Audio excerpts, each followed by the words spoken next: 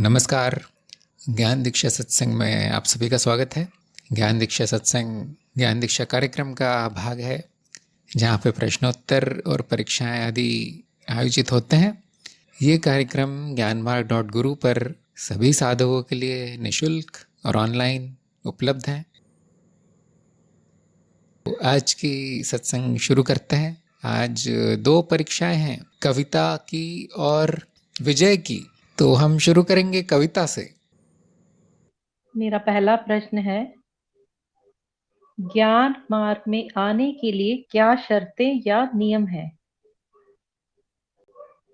तो ज्ञान मार्ग एक आध्यात्मिक, बौद्धिक और विनाशकारी मार्ग है।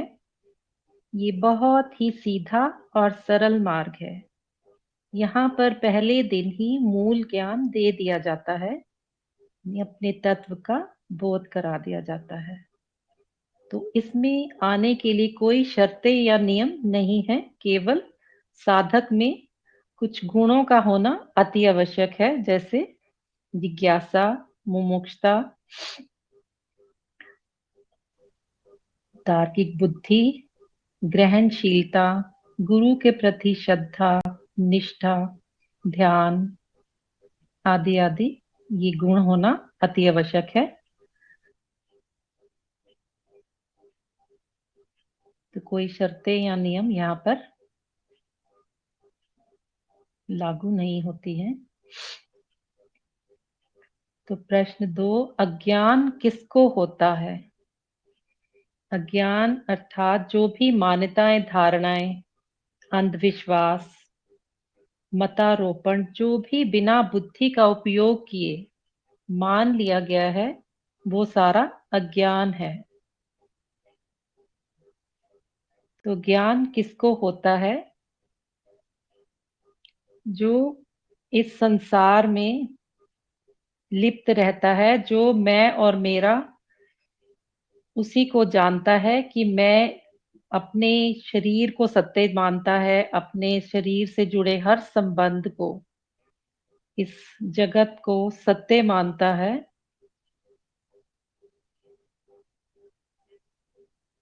जो स्वयं के सत्य स्वरूप को नहीं जानता, तो जो हर चीज को, हर सूचना को, हर किसी के कहे हुए बात को सत्य मान लेता है, तो उसी, जिसकी बुद्धि मंद होती है,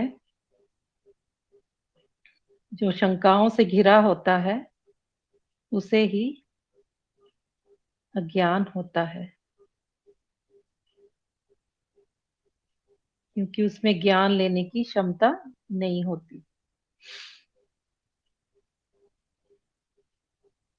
तो सबको अनुभव होता है, फिर सबको ज्ञान क्यों नहीं होता?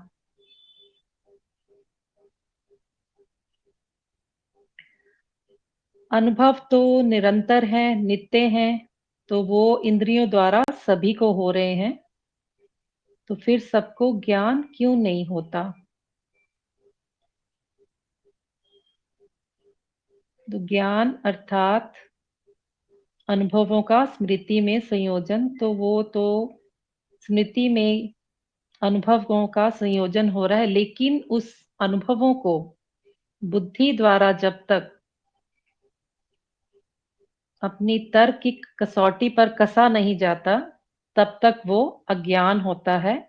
इसीलिए सबको ज्ञान नहीं होता, क्योंकि वो अपने अनुभव और तर्क द्वारा उसे सत्यापित नहीं करते, जस का तस मान लेते हैं। जब तक उसे सत्यापित ना किया जाए, तब तक वो अज्ञान है। इसीलिए सबको ज्ञान नहीं होता। केवल अपने परोक्ष अनुभव और तर्क द्वारा सत्यापित अनुभव को ही ज्ञान माना जा सकता है। यही ज्ञान मार्ग का ज्ञान के मानदंड है। और अगर स्वयं के आत्म ज्ञान की बात करें, तो वो अपनी मिथ्या को जानकर ही कि मैं ये शरीर चित्त बुद्धि नहीं हूं, ये जगत मिथ्या है, तो इसको जानकर ही अपने सत्य स्वरूप का अपने ज्ञान अपने सत्य स्वरूप का बोध हो सकता है, बोध किया जा सकता है। तो इसीलिए ये व्यक्तिनिष्ठ है, तो ये ज्ञान सबको नहीं होता।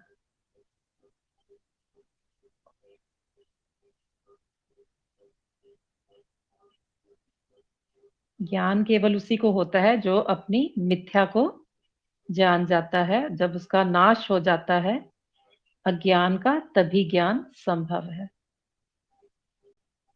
प्रश्न 4, सत्य के मानदंड रोज के जीवन में उपयोगी नहीं है, सही या गलत? तो ये गलत है। सत्य के मानदंड जो दैनिक जीवन है उसमें भी सत्य के मानदंड वही हैं, अप्रोक्ष अनुभव और तर्क। कि सत्य उसी को माना जाता है जो बहुत व्यवहारिक जीवन में जिसे भी सत्य कहा जाता है, जो बहुत धीरे धीरे परिवर्तित होता है। तो वहां पर भी सत्य के मानदंड वही हैं, अप्रोक्ष अनुभव और तर्क। तो दैनिक जीवन में भी सत्य के मानदंड उपयोगी हैं। उसके बिना सत्य सत्य नहीं, वो असत्य ही होगा। लेकिन मानदंड के आधार पर ही उसे सत्य माना जाता है और वो जीवन में उपयोगी होता है।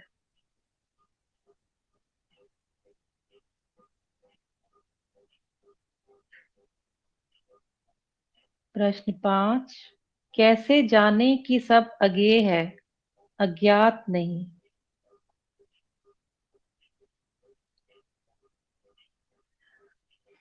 अज्ञेय यानी एकता, होना मात्र, जो हुआ जा सकता है, जिसे जाना नहीं जा सकता, जो बुद्धि के परे है।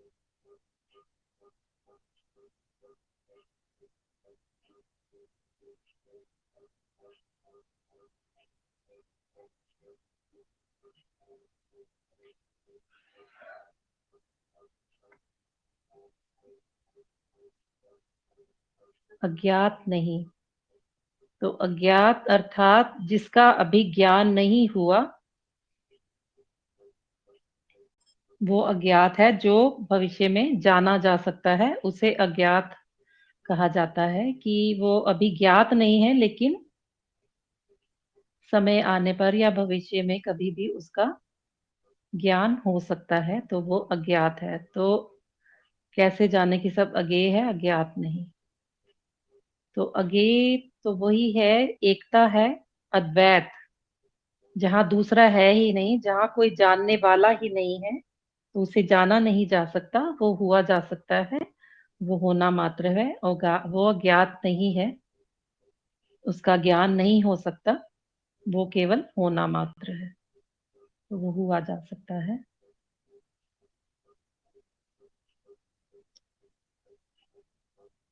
प्रश्न 6, अस्तित्व किसमें प्रतीत हो रहा है?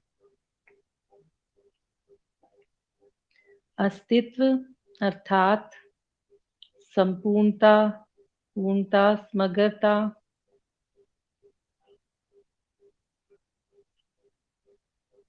अस्तित्व किसी में प्रतीत नहीं होता, सब कुछ अस्तित्व में प्रतीत होता है। सब कुछ अस्तित्व ही है।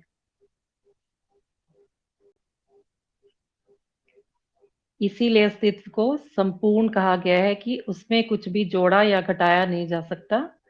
जो भी प्रकट है, जो भी वो अनुभव है, जो भी दिखाई दे रहा है, वो सब प्रतीत उस अस्तित्व में ही हो रहा है। अस्तित्व भी अपने मिथ्या रूपों में प्रकट है।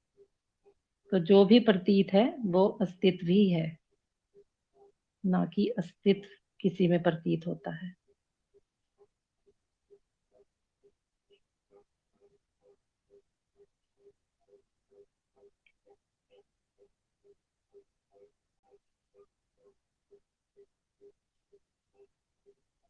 प्रश्न 7, अनुभव करता सत्य होते हुए भी अदृश्य कैसे हो सकता है? तो अनुभवकर्ता अस्तित्व का अप्रकट आयाम है, तत्व है।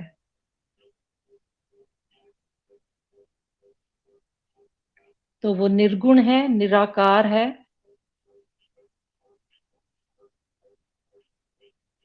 जो अपरिवर्तनशील है, जिसका परिवर्तन नहीं होता। तो जो अपरिवर्तनशील है वही सत्य है, जो कभी बदलता नहीं। तो वो निर्गुण है, निराकार है, तो वो उसका उसको वो अदृश्य है, उसका कोई आकार नहीं है, सिर्फ साकार को ही देखा जा सकता है, परिवर्तन को ही देखा जा सकता है। तो वो अपरिवर्तनीय है, इसलिए वो अदृश्य है, उसको नहीं देखा जा सकता। तो कैसे हो सकता है, कैसे का कोई प्रश्न अनुभवकर्ता पर लागू नहीं होता है।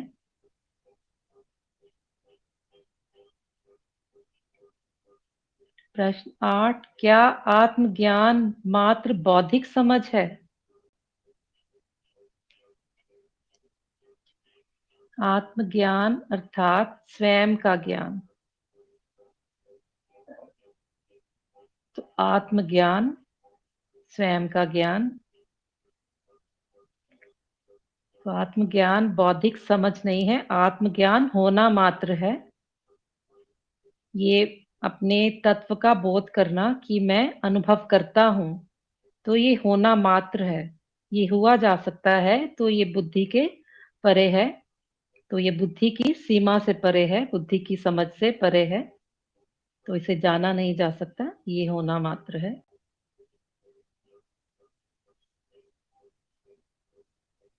प्रश्न 9, कौन साक्षी भाव में नहीं आ सकता?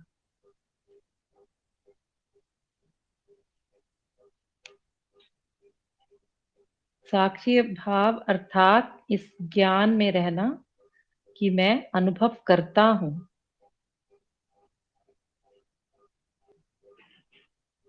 भाव इस स्मरण में रहना, ज्ञान में रहना कि मैं अनुभव करता हूँ। तो जब मैं अनुभव करता हूँ, तो साक्षी भाव में कोई नहीं आता। मैं सबका दृष्टा हूँ, सभी अनुभवों का दृष्टा हूँ। सभी अनुभव मेरे ही पटल पर प्रकाशित होते हैं। तो मैं किसी भाव का भी, साक्षी भाव भी एक चित्त वृत्ति है जो आती जाती है, तो मैं उसका भी दृष्टा हूँ।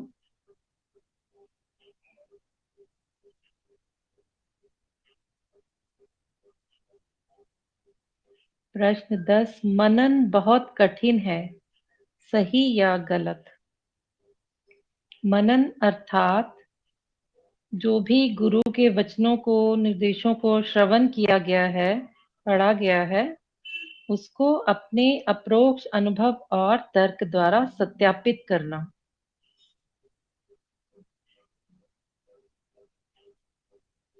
तो जैसे ही उनको, अनुभवों को या श्रवण जो भी किया गया है, उसको जैसे ही सत्यापन हो जाता है उसका, तो वो उसमें कठिन या आसान कुछ नहीं रहता। जैसे ही सत्यापन हो गया, तो अपने सत्य स्वरूप का बोध हो जाता है, अपने स्वयं के सत्य का बोध हो जाता है। तो वो कठिन नहीं है। कठिन उनके लिए है जिनका सत्यापित ना हुआ हो, उनके लिए कठिन है। तो ये व्यक्तिनिष्ठ है कि जिसका नहीं सत्यापन हुआ वो उसके लिए कठिन है, और जिसका सत्यापन हो गया उसके लिए आसान है। तो प्रश्न मेरे खत्म होते हैं। धन्यवाद। धन्यवाद। आपका प्रयास बहुत अच्छा रहा। आपको मिले हैं 6 अंक 10 में से 6, जो कि ठीक अंक है, परंतु मेरा सुझाव है कि आपको चरण 2 में थोड़ा और प्रयास करना चाहिए। कम से कम जो मूल पाठ हैं वो सारे दोबारा देखने चाहिए, थोड़ा सा मनन दोबारा करना चाहिए, क्योंकि आपके 3 उत्तर गलत आए थे। 3 उत्तर गलत आए और 1-2 में आधे अंक मिले। तो भी आप साधना जारी रख सकते हैं। आप चरण 4 में पहुंच गए हैं क्योंकि पास हो गए हैं। हाँ जी, चलते रहिए और दोबारा जो मूल बातें हैं उनको ध्यान से सुनिए, तो आपको सभी प्रश्नों के उत्तर आ जाएंगे। और सत्संग में पूछते रहिए जो भी जहाँ भी शंका हो। यहाँ तक गुरुदेव लाने के लिए, मुझे अपना शिष्य स्वीकार करने के लिए आपका कोटि कोटि धन्यवाद गुरुदेव। कोटि कोटि प्रणाम, कोटि कोटि नमन। और मैं उन सभी का भी धन्यवाद करना चाहती हूँ, आदित्य जी का, रेणु जी, उन्होंने बहुत मेहनत की, बहुत मार्गदर्शन किया। और मेरे सभी सहपाठी, उन सभी ने भी मेरे साथ बहुत सारा मेहनत की, बहुत मेरा मार्गदर्शन किया। उन सभी का मैं दिल से धन्यवाद करना चाहती हूँ। बहुत बहुत धन्यवाद आपका, कोटि कोटि गुरुदेव धन्यवाद मुझे अपना शिष्य स्वीकार करने के लिए। बहुत बहुत धन्यवाद गुरुदेव। बहुत अच्छी बात है, चलते रहिए। तो अब हम आगे चलते हैं और दूसरी परीक्षा कर लेते हैं। विजय की परीक्षा है। गुरुर्ब्रह्मा गुरुर्विष्णु गुरुर्देवो महेश्वर, गुरु साक्षात परब्रह्म तस्मै श्री गुरुवे नमः। गुरुक्षेत्र को प्रणाम, गुरु जी को प्रणाम, सभी साधक को प्रणाम। क्या ज्ञान मार्ग एक विचारधारा है? नहीं, ज्ञान मार्ग एक विचारधारा नहीं है। ये जो है हमें जो है हमारे अज्ञान को नाश करने के लिए मार्ग है। मार्गहीन होता है। और ये ये जो है मार्गहीन मार्ग है, क्योंकि पहले दिन ही हमें जो है आत्मज्ञान, माया का ज्ञान और ब्रह्म ज्ञान दे दिया जाता है। इसलिए एक विचारधारा नहीं है, सत्य तक पहुंचाने का मार्ग है। और ये जो है साधक में अगर साधक के गुण हो तो वह जो है इसमें जो है सत्य तक आराम से पहुंच सकता है। जी गुरु जी, हमारा दूसरा प्रश्न है, प्रमाण क्यों आवश्यक है? तो हमें जो है सत्यापित करने के लिए जो है प्रमाण की आवश्यकता पड़ती है। अपरोक्ष अनुभव और तर्क द्वारा जो है हम जो है किसी भी अनुभव को जो है सत्यापित करते हैं। जो भी अनुभव हमें जो है हमारे इंद्रियों द्वारा सूक्ष्म करके स्मृति पटल पर जाती है, उसको जो है हम अपरोक्ष अनुभव और तर्क से जो है सत्यापित करते हैं। और इसलिए जो है प्रमाण आवश्यक है। जी गुरु जी, हमारा तीसरा प्रश्न है, यदि इंद्रियां असत्य दर्शाती हैं तो उनसे दिखने वाला परिवर्तन मानदंड कैसे हो सकता है? यदि इंद्रियां असत्य दर्शाती हैं तो उनसे दिखने वाला परिवर्तन मानदंड कैसे हो सकता है? तो जो है कि परिवर्तन, इंद्रियां तो असत्य दिखाती हैं, लेकिन जो है हमें जो भी अनुभव होते हैं वह इंद्रियों के माध्यम से ही होते हैं। और इंद्रियां जो है परिवर्तन को ही ग्रहण करती हैं। और बिना परिवर्तन के लिए जो है बिना परिवर्तन के इंद्रियां उसको ग्रहण नहीं कर पाती हैं। तो उसको जो है इंद्रियां जो भी ग्रहण करती हैं और उसको जो स्मृति पटल पर अंकित होती हैं, उसको जो है हम अपने मानदंड के अनुसार जो है सत्यापित करते हैं। तो इसलिए जो है जो भी इंद्रियां भले ही असत्य दिखाएं या जो है कि, लेकिन अनुभव जो है हमें इंद्रियों के द्वारा ही होता है। और परिवर्तन जो है परिवर्तन को ही वो महसूस करते, परिवर्तन ही जो है इंद्रियां ग्रहण करती हैं। और वह असत्य भले ही हो, लेकिन उसको हम जो है अपने मानदंड के अनुसार जो है ये अपरोक्ष अनुभव और तर्क द्वारा जो है सत्यापित करते हैं। जी गुरु जी, हमारा चौथा प्रश्न जो है, कैसे जाने कि सब अज्ञेय है? अज्ञेय को जाना नहीं जा सकता है, अज्ञेय हुआ जा सकता है। यह कोई प्रक्रिया नहीं है इसमें कोई प्रक्रिया नहीं होती। कैसे पूछ रहा है, तो यह जो है कि एक मान्यता बना ली गई है कि अज्ञेय को जाना जा सकता है, कोई विधि होगी, कोई प्रक्रिया होगी, लेकिन अज्ञेय जो है हुआ जा सकता है। अज्ञेय जो भी अज्ञेय स्थिति है, ज्ञान अज्ञान सत्य असत्य सबका विलय हो जाता है। इसके बाद जो भी हम जो है अज्ञेय स्थिति अज्ञेय हुआ जा सकता है, अज्ञेय को जाना नहीं जा सकता है, इसकी कोई प्रक्रिया नहीं है। और जो भी हमारे अज्ञान है, ये सब जब नष्ट हो जाते हैं, हम जो है अपने स्वरूप में स्थित हो जाते हैं। और तो अज्ञेय हम पहले से ही थे, अज्ञेय स्थिति थी, हमारे अज्ञान नष्ट होते ही जो है हम जो है संपूर्णता अज्ञेय अनुभव क्रिया दृष्टि सब जो है हम पहले से ही हैं। केवल अज्ञान का नाश हो जाता है तो अज्ञेयता जो है प्रकट हो जाती है, और उसको जाना नहीं जा सकता, कोई विधि नहीं है इसकी। अज्ञेय हम हैं ही, पहले से ही हैं, संपूर्णता हैं, और उसको जानने की कोई प्रक्रिया नहीं है। जी, 5वां प्रश्न, अस्तित्व और जगत में क्या भेद है? अस्तित्व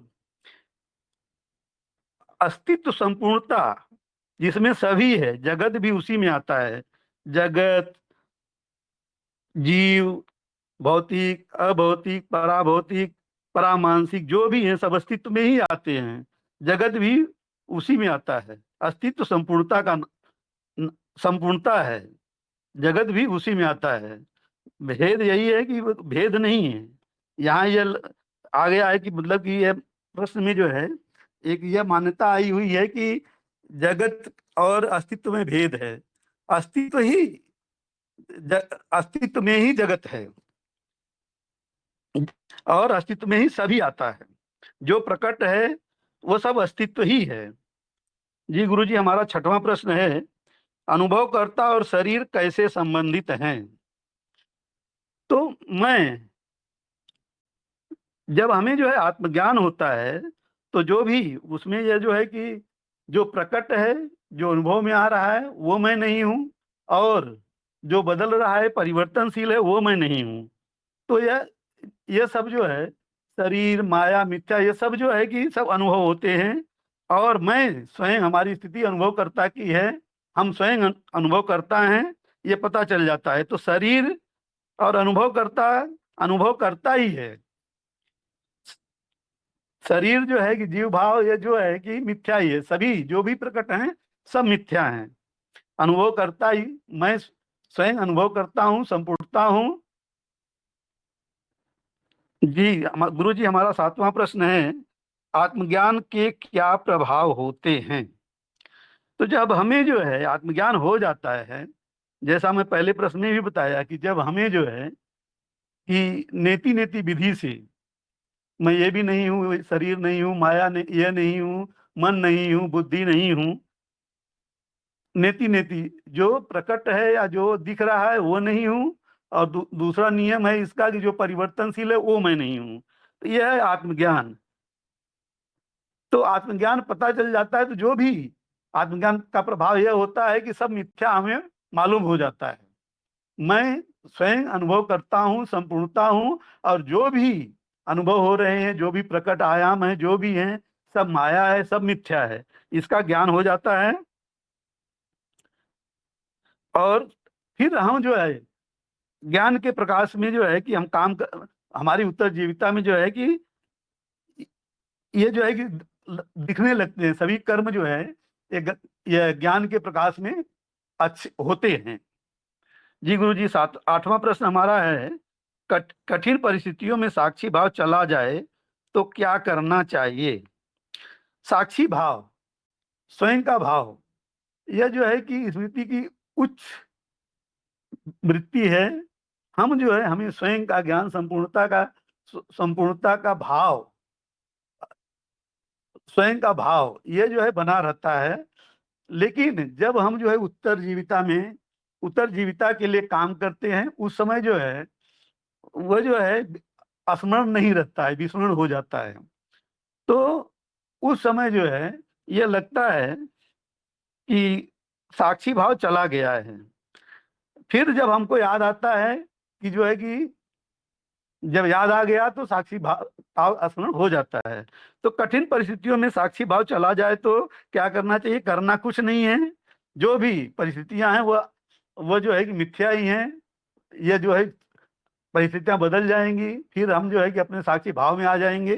साक्षी भाव से कठिन कठिन परिस्थितियों से कोई वो ये नहीं फर्क पड़ता है कि साक्षी भाव चला गया है या आ गया है। साक्षी भाव, साक्षी की स्थिति हमेशा रहती है, वो कहीं आती जाती नहीं है, केवल उसका स्मरण आता है और चला जाता है। तो कठिन परिस्थितियां भी जो है साक्षी भाव में भले ही उसका विस्मरण हो जाए, लेकिन जो है फिर हमें जो है जब याद आ जाता है तो साक्षी भाव याद आ जाता है। और रही साक्षी की बात, तो साक्षी तो हमेशा ही है, उसका स्मरण रहे न रहे, साक्षी तो है ही है। जी गुरु जी, 9वां प्रश्न हमारा है, सभी अनुभव समान हैं, सही या गलत? यह गुरु जी यह प्रश्न सही है, क्योंकि सभी अनुभव जो है समान ही हैं, मिथ्या ही हैं, और उसको जो हमारे उत्तर जीविका के लिए सहायक होती है उसको इंद्रियां ग्रहण करती हैं, सूक्ष्म करके, सीमित करके इसी पटल पर लाती हैं, और उस पर जो है वो जो है हमारे उत्तर जीविका के लिए सहायक रहता है। और सभी अनुभव जो है मिथ्या ही हैं, चाहे कोई भी हो। 3 अनुभव होते हैं, जगत का अनुभव, शरीर का अनुभव, मन का अनुभव, लेकिन सभी अनुभव लास्ट में अंत में क्षमा करें लास्ट बोला, अंत में यही पता चलता है कि सभी अनुभव मानसिक ही हैं और सभी मिथ्या ही हैं। तो सभी अनुभव समान ही हैं, एक एक ही हैं। जी गुरु जी, हमारा 10वां प्रश्न है, मनन के लिए क्या आवश्यक है, बुद्धि, अनुभव या गुरु? तो इसमें गुरु जी मनन के लिए जो है बुद्धि और गुरु आवश्यक ही है। अनुभव को भी आवश्यक ही बोलेंगे, क्योंकि जो भी अनुभव हुआ है, नहीं गुरु जी, ये गुरु के जो संकेत मिलते हैं उसको हम जो है अपरोक्ष अनुभव और तर्क द्वारा प्रमाणित करते हैं। तो उसमें जो है कि बुद्धि की तार्किक क्षमता हो तभी हम प्रमाणित कर पाएंगे। तो बुद्धि जो है जरूरी है। अनुभव का यहाँ पे कोई वो नहीं है, केवल जो है जो भी संकेत सूचना मिल रही है हमको, वो जो है कि गुरु के माध्यम से या और कोई माध्यम से, तो हमें जो है ये साधना जो भी हम गुरु जी के ये जो है कि संकेत को श्रवण किए हैं, वह जो है मनन करते हैं, उसको सत्यापित करते हैं, और जब सत्यापित हो जाता है तब जो है तब तक मनन करते रहते हैं। और उसमें जो है कि बुद्धि मतलब तार्किक बुद्धि आवश्यक है। जी गुरु जी, हमारा प्रश्न समाप्त हुआ। जी धन्यवाद, आपने भी बहुत अच्छा प्रयास किया और आपको 7.5 अंक मिले हैं 10 में से 7.5, जो कि सही अंक है। आपका केवल एक उत्तर गलत हुआ है और 1-2 प्रश्नों में आधे आधे अंक कट गए हैं, परंतु मूल ज्ञान आपको हुआ है। तो आप अब चरण 4 में पहुंच गए हैं। आप साक्षी भाव की साधना सारे वीडियो देखकर आरंभ कीजिए और साप्ताहिक रिपोर्टें कार्यक्रम के माध्यम से ही भेज सकते हैं। कविता और विजय दोनों को बधाई। ये गुरु जी, हमें जो है कि परीक्षा की तैयारी करने के लिए जो है अमानी मैडम, निशान जी, अशोक जी, भीष्म जी बहुत मेहनत किए हैं, उनको बहुत बहुत धन्यवाद गुरु जी। साक्षी मित्र जी, अर्चित जी, चेतनदीप जी और आश्विन जी जो है, जो भी हमको अटकाव आता था तो इनसे भी संपर्क करता था, सलाह लेता था, इन सभी का धन्यवाद। गुरु जी, हमको शिष्य के रूप में स्वीकार करने के लिए बहुत बहुत धन्यवाद गुरु जी, क्योंकि हम जो है बहुत भटके हैं गुरु जी। ये 34 साल से भटक रहा हूँ और अंत में जो है आपके शरण में आ गया हूँ। आप शिष्यत्व प्रदान किए हैं, आपका बहुत बहुत आभार, दिल से आभार, बहुत बहुत धन्यवाद गुरु जी, बहुत बहुत धन्यवाद गुरु जी। तो अच्छी बात है, आपको बरसों की मेहनत का फल मिला है। ऐसा नहीं कह सकते कि भटक रहा था, वो भी खोज का ही एक भाग है जो हम खोजते हैं। हम सभी भटक रहे हैं, कई जन्मों से भटक रहे हैं, है ना। तो आपने जो मेहनत की है उसका फल दिख रहा है, अब सब कुछ सही समय पे होता है। तो हजारों वर्षों का अंधकार एक दीपक से एक क्षण में समाप्त हो जाता है, नष्ट हो जाता है। अब वो हजारों वर्ष तक क्या हुआ, हमें क्या करना है, सोचना ही बंद कर दीजिए। अब आगे से ज्ञान के प्रकाश में आपको रहना है। जी गुरु जी, बहुत बहुत चलते धन्यवाद रहिए गुरु मार्ग, जी। जी गुरु जी, बहुत बहुत धन्यवाद। चलते रहिए मार्ग पर। दोनों के प्रश्नों पर हम थोड़ी बहुत चर्चा करेंगे। उसके पहले अगर जो सत्संग में आए हैं उनके अगर कोई प्रश्न हो तो मैं पहले लूँगा। यदि आपको कोई प्रश्न हो तो लिखकर भेज सकते हैं। सुहरित का प्रश्न आया कि चित्त चेतना का प्रतिबिंब है। चित्त का अर्थ है परती रचना, जो कि अस्तित्व का प्रकट भाग है, और चेतना का अर्थ है साक्षी भाव, जो कि केवल ज्ञान है कि मैं साक्षी हूँ। अब एक को दूसरे का प्रतिबिंब या ऐसा कुछ कहना तार्किक नहीं है। दूसरा प्रश्न, आत्मा और चेतना में क्या संबंध है? क्या चेतना आत्म तत्व की अभिव्यक्ति है? क्या चेतना आत्मन से प्रस्फुटित हो रही है? आत्मा का अर्थ है अनुभवकर्ता और चेतना का अर्थ है अनुभवकर्ता का ज्ञान, उसका स्मरण।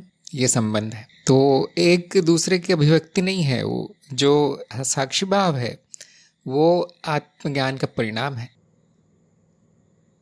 ये प्रश्न परिभाषाओं से संबंधित है। शब्दों की परिभाषाएं समझी नहीं गई है, इसीलिए जो कार्यक्रम में प्रयोग किए गए हैं शब्द, उनका प्रयोग जरूरी है। अगर आप इधर उधर से शब्द ले आएंगे तो यही होगा, उससे उलझन होगी। हमेशा जैसे मैं कहता हूँ कि कार्यक्रम की शब्दावली जान लीजिए वो क्या है, उतना जान लीजिए, वो आपका कार्यक्रम सफल हो जाएगा।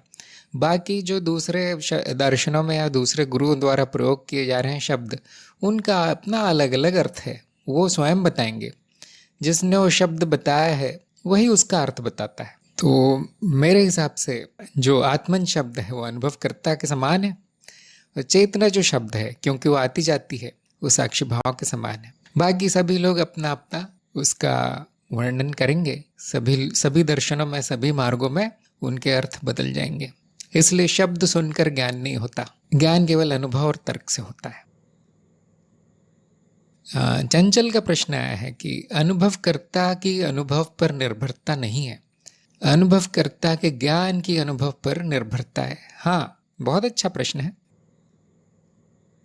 तो यही पाया जाता है कि अनुभवकर्ता और अनुभव में जो संबंध है वो निर्भरता का नहीं है, एकता का है। उससे भ्रम हो सकता है कि एक दूसरे पर निर्भर है, तो इस भ्रम को दूर कैसे करें? निर्भरता शब्द ये कहता है एक वस्तु अगर दूसरे पर निर्भर है तो वो जिस पर भी निर्भर है वो अपने आप में स्वतंत्र है, जबकि जो वस्तु निर्भर है वो आती जाती है, उसका जिस पर निर्भर है उस पर कोई प्रभाव नहीं पड़ता। तो आप देख सकते हैं कि अनुभव कभी अनुभवकर्ता के बिना नहीं देखा जाता, उसका स्वतंत्र अस्तित्व नहीं है। तो निर्भर होने के लिए उसका स्वतंत्र अस्तित्व होना जरूरी है, वो बिना अनुभवकर्ता के मिलना चाहिए, तब हम कहेंगे कि हाँ अनुभवकर्ता उस पर निर्भर है। जबकि देखा क्या जाता है, जाना क्या जाता है कि बिना अनुभवकर्ता के नहीं मिलता अनुभव। तो क्या उल्टा है? क्या अनुभव अनुभवकर्ता पर निर्भर है कि अनुभवकर्ता नहीं होता तो अनुभव नहीं होता? ये शुरुआत में बड़ा तार्किक लगता है कि हाँ अनुभवकर्ता को हटा दो तो अनुभव नहीं होंगे, लेकिन आज तक वो हटा नहीं है, न किसी ने हटाया है न उसको हटाया जा सकता है। वहां पर भी यही पाया जाता है कि जब भी अनुभव होते हैं अनुभवकर्ता उसका साक्षी बना बैठा है पहले से, और अनुभवकर्ता अपने आप में नहीं पाया जाता, ऐसा कभी ज्ञान होता नहीं है, परंतु वो स्थायी है। लेकिन अनुभव अस्थायी होते हुए भी निरंतर है, निरंतर होते रहते हैं। इसलिए एक का दूसरे पर निर्भर होना, ये संबंध बनाना ही गलत है। शायद समझ में आ रहा होगा कि निर्भरता का संबंध इन दोनों पे बनाना गलत है। अब चारों दिशाओं से अगर जांचेंगे तो वो ठीक नहीं बैठता, तार्किक नहीं बैठता। ना अनुभव करता बिना अनुभव के पाया जाएगा, ना अनुभव बिना अनुभव करता के पाया जाएगा।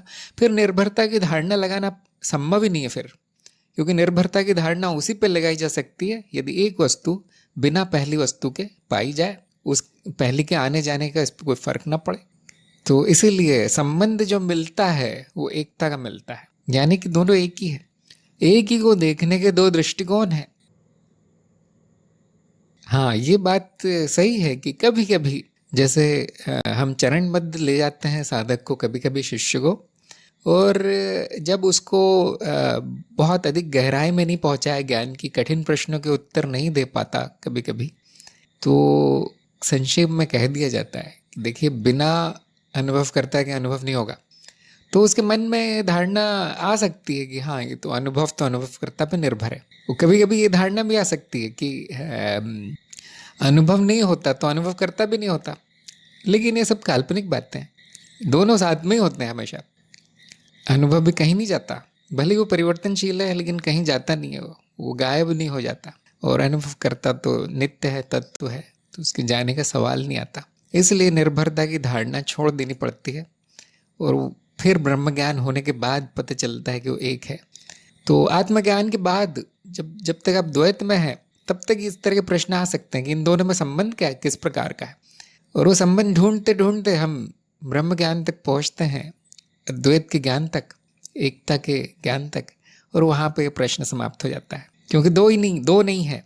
अगर दो नहीं है तो एक का दूसरे पर निर्भर होना है, उसका कोई अर्थ नहीं है, फिर उस वाक्य का कोई अर्थ नहीं है। तो क्या अनुभवकर्ता के ज्ञान की अनुभव पर निर्भरता है? हाँ, ये वाक्य सही है, क्योंकि सारा ज्ञान अनुभव आधारित ही है। अब अनुभवकर्ता का तो अनुभव नहीं होता, फिर कैसे निर्भर है? जिसका भी अनुभव होता है वो मैं नहीं हूं, ये जानकर नकारात्मक ज्ञान होता है।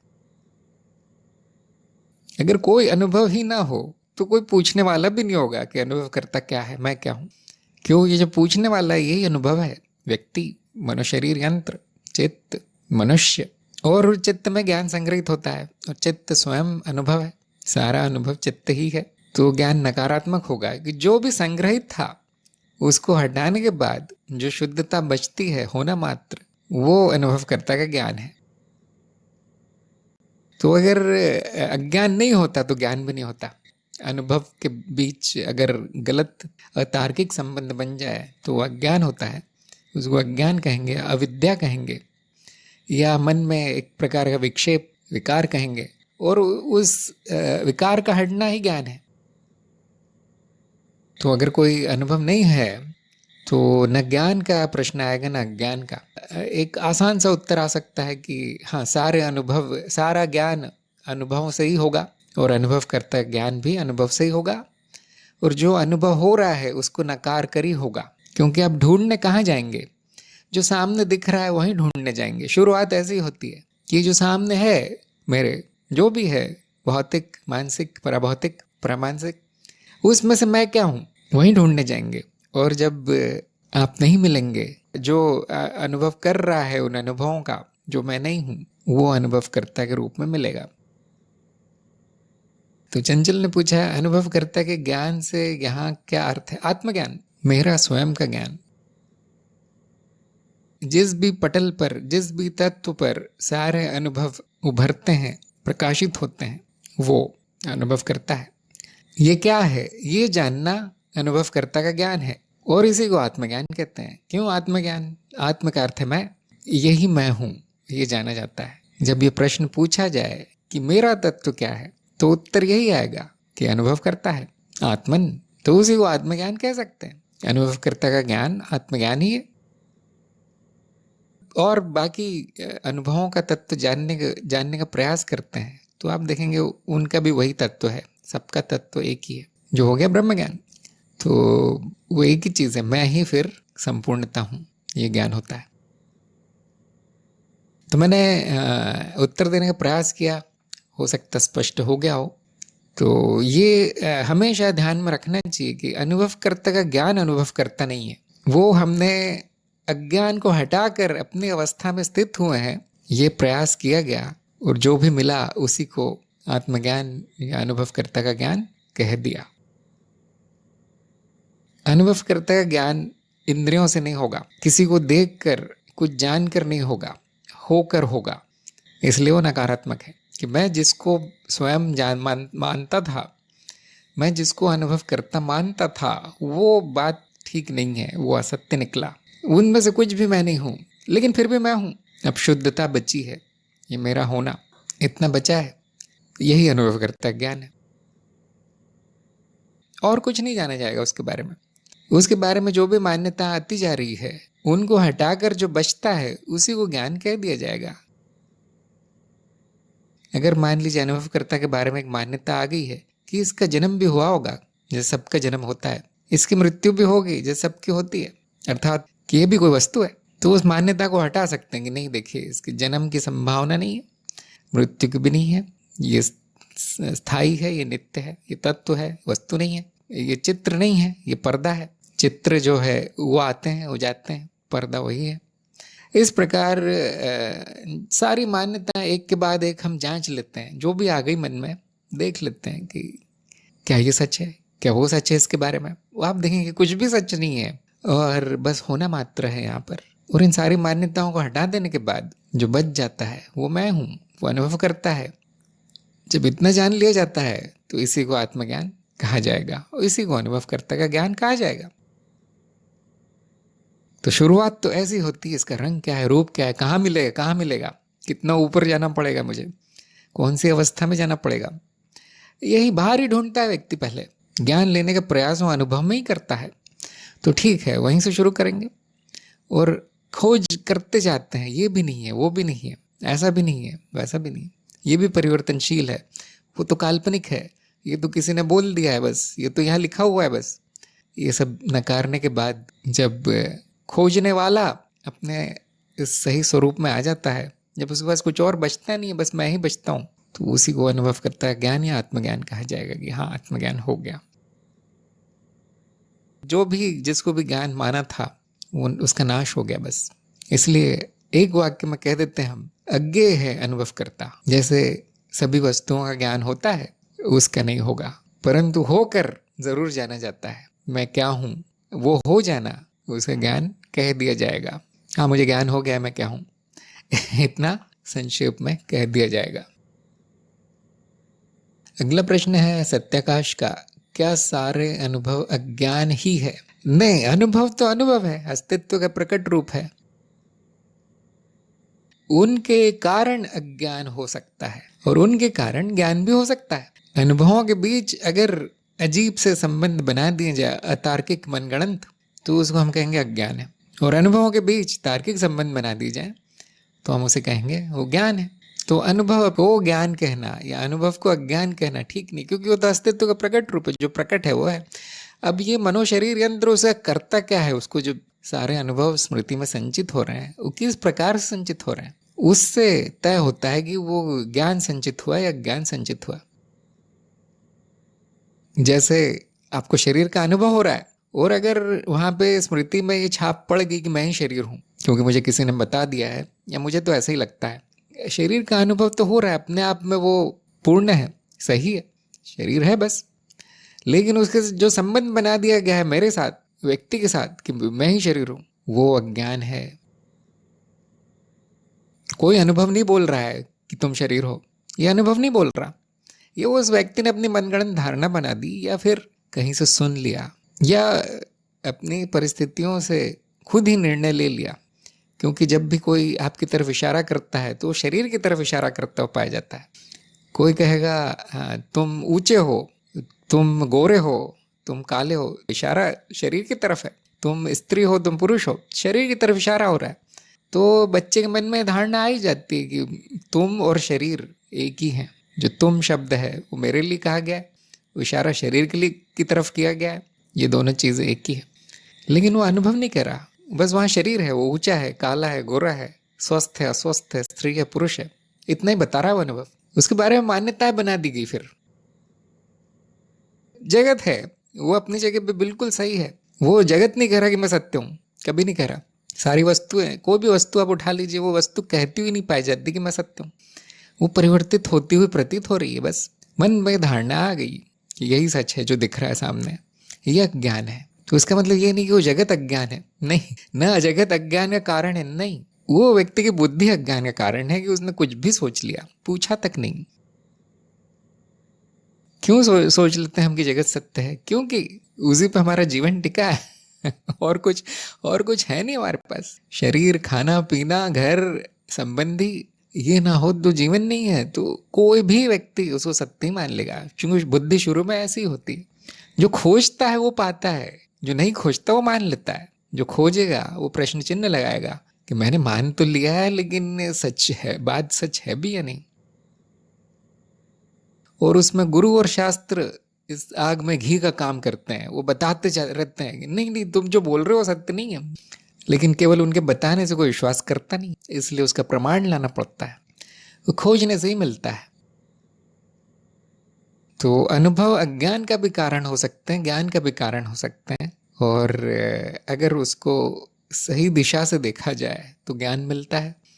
बिना बुद्धि का प्रयोग किए, बिना तर्क का प्रयोग किए, या बिना गुरु के जो जीवन चल रहा है वो सारे अनुभवों को अज्ञान में बदल देता है। इसमें कोई बुरी बात नहीं है, बड़ी प्राकृतिक स्थिति है, परंतु उसके परिणाम बुरे आते हैं, अज्ञान के परिणाम बुरे आते हैं। एक आम व्यक्ति का जीवन बहुत अच्छा चलता है अज्ञान में, मैं शरीर हूँ और जगत सत्य है मान के वो सारा जीवन आराम से बिता सकता है, परंतु वो साधारण जीवन होगा, वो दोहराव मात्र होगा और उसमें सुख दुख सब कुछ होगा।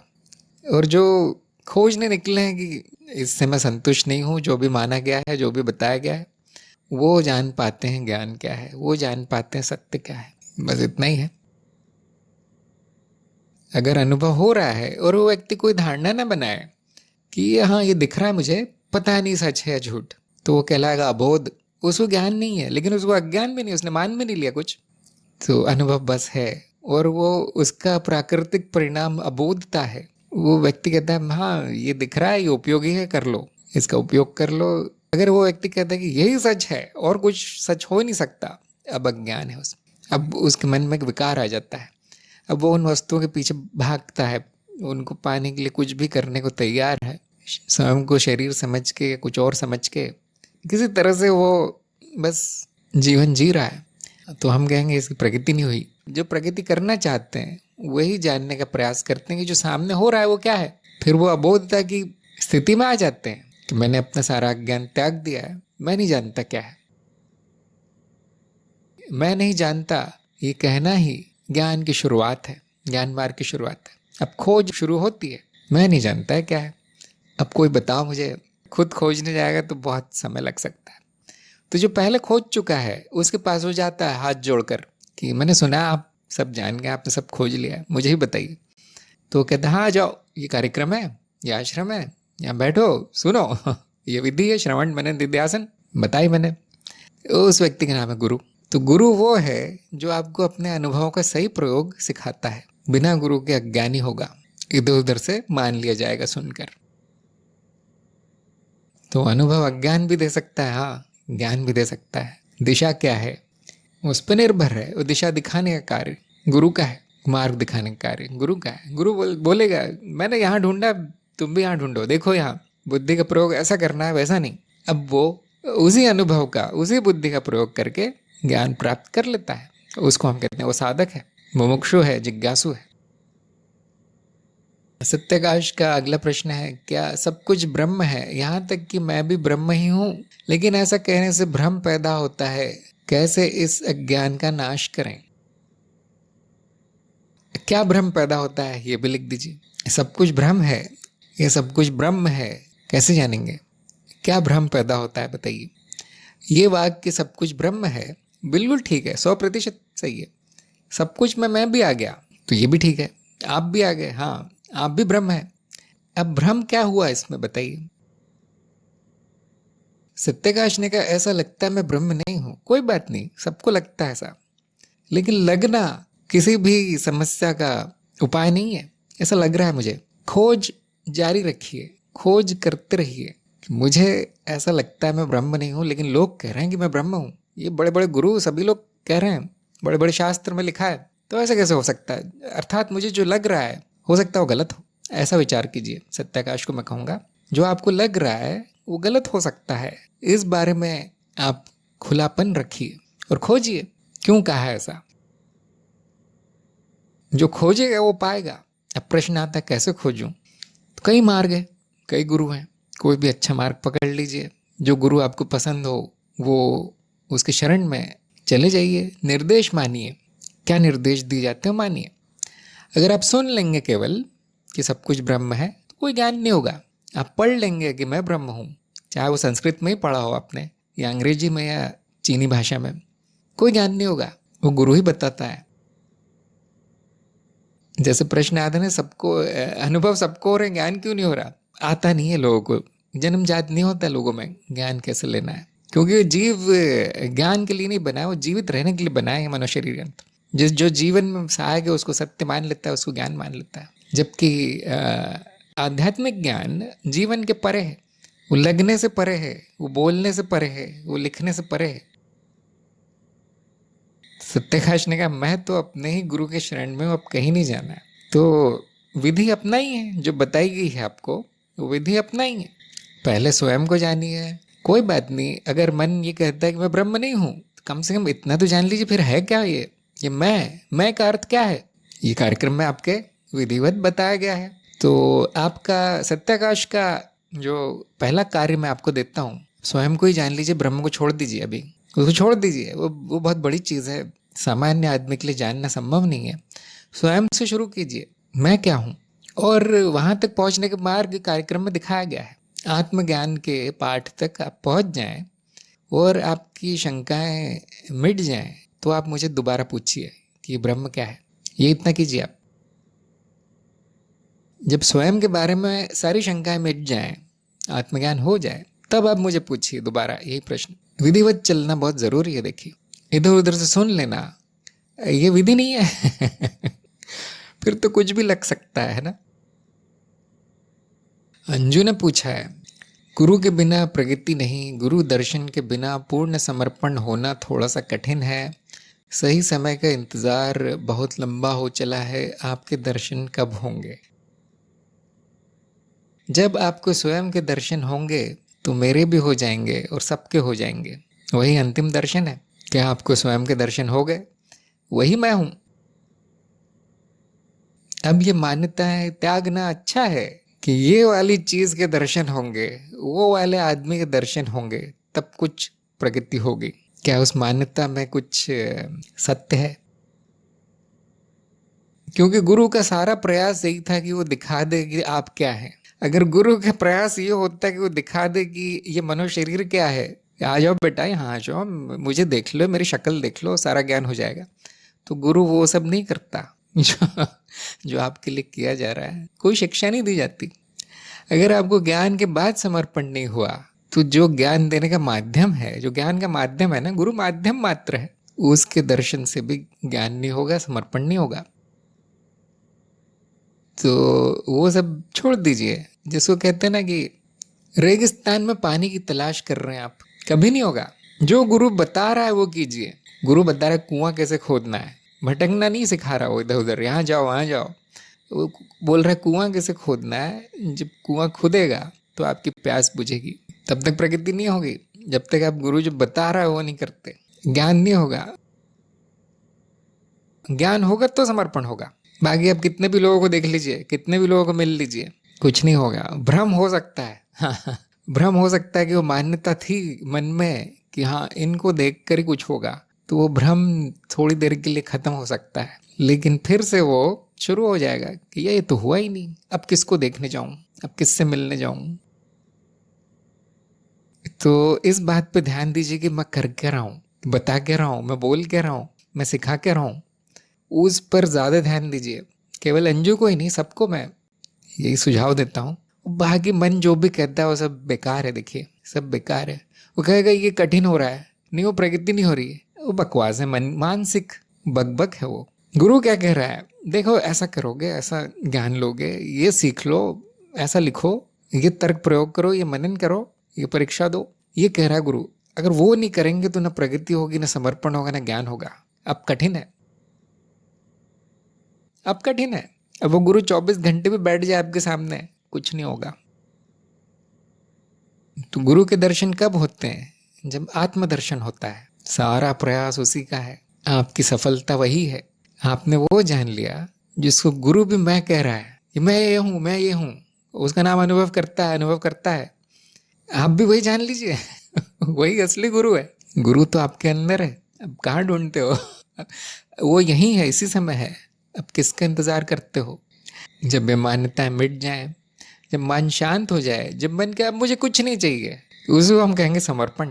नहीं तो वो तो कुछ ना कुछ मांगता ही रहेगा। उसी को कहेंगे प्रगति, कि मैं संपूर्ण हूँ। संपूर्णता यही है, न केवल गुरु, सारा गुरु क्षेत्र यही है, किससे मिलूँ मैं? तब हम कहेंगे अब हो गया समर्पण, अब हो गई प्रगति। बाकी सब प्रपंच है बाकी कोई गुरु नहीं है यहाँ, कोई शिष्य नहीं है, वो प्रपंच है। इसके लिए कभी कभी ये उदाहरण दिया जाता है कि आप सपना देख रहे हैं, आप भटक गए हैं कि मेरा घर कहाँ है, मेरा घर कहाँ है। वहाँ पे एक आदमी आता है, थोड़ा गुरु जैसा दिखता, दाढ़ी वाड़ी है और पता नहीं अजीब सा है, थोड़ा पागल सा। वो कहता है देखिए इस दिशा में जाइए, यहाँ से आप दाएं चलिए, वहाँ से बाएं चलिए, वो कुआं आएगा, कुआं के बाजू में आपका घर है। अब वो व्यक्ति चल नहीं रहा है, वहाँ जा नहीं रहा है, वो दिशा जो दिखाएगी उस पर नहीं जा रहा है। वो कह रहा है वो जो बता के चला गया वो आदमी, वो कहाँ मिलेगा? जब तक वो नहीं मिलेगा दोबारा, मुझे घर का पता नहीं मिलेगा, मैं घर नहीं पहुंच पाऊंगा। वो भूल जाता है वो क्या बताया गया था उसको, कहाँ जाना है, उसके पीछे भागने लगता है जो बता के चला गया है। सपने में आया था, सपने में ऐसी छवि दिखी थी, कोई बता रहा है मुझे, हाँ वो कहाँ है, वो कहाँ है। वो सपना चलता रहेगा, देखिए वो सपना अंत नहीं होगा। आप किसी छाया के पीछे भाग रहे हैं, क्या होगा? ध्यान दीजिए, सारा जगत, सारा प्रपंच सपना है। इस सपने में ऐसी घटना हो गई है जिसको हम कृपा कहते हैं, जो जिसने आपको अपने घर तक पहुंचाया है। अब उस छाया के पीछे क्यों भागते हो? ऐसी एक और कहानी थी कि मुझे गुरु से मिलना है, उसके बिना कुछ नहीं होगा। वो व्यक्ति गुरु के पास गया, बहुत दूर रहते थे वो। गुरु ने कहा देखो मैं गुरु नहीं हूँ, जो ज्ञान देता है वो गुरु, मुझे किसी और ने दिया है। जो ज्ञान देता है वो गुरु है, मुझे किसी और ने दिया है, तुम मेरे गुरु से मिलो। अच्छा जी, नहीं तो तुम्हारा कुछ नहीं होगा, जैसे कि तुम मान के बैठे हो कुछ नहीं होगा। तो अपने गुरु का पता दिया उन्होंने। हाँ, वो चला गया और दूर कहीं। उन्होंने भी कहा देखिए मैं तो अब किसी को सिखाया भी नहीं मैंने आज तक, कि आपको किसने भेजा है मैं नाम भी नहीं जानता, क्योंकि गुरु किसी का नाम नहीं जानता, वो व्यक्ति गुरु के लिए महत्वहीन है। तो मेरे गुरु के पास चले जाओ, वो सब जानते हैं, नहीं तो तुम्हारा कुछ नहीं होगा, प्रगति नहीं होगी। वो फिर गया, वो पता नहीं कहाँ हिमालय में कहीं ऊंचे रहते थे। अच्छा तुम आ गए हो लेकिन मैं तो गुरु नहीं हूँ। उस आदमी ने भी बोला मुझे तो कहीं और से मिला है ज्ञान, मैं ज्ञान लेके पैदा नहीं हुआ था। तो आप गुरु को ढूंढने जाएंगे तो मिलेगा नहीं, केवल माध्यम मिलेंगे।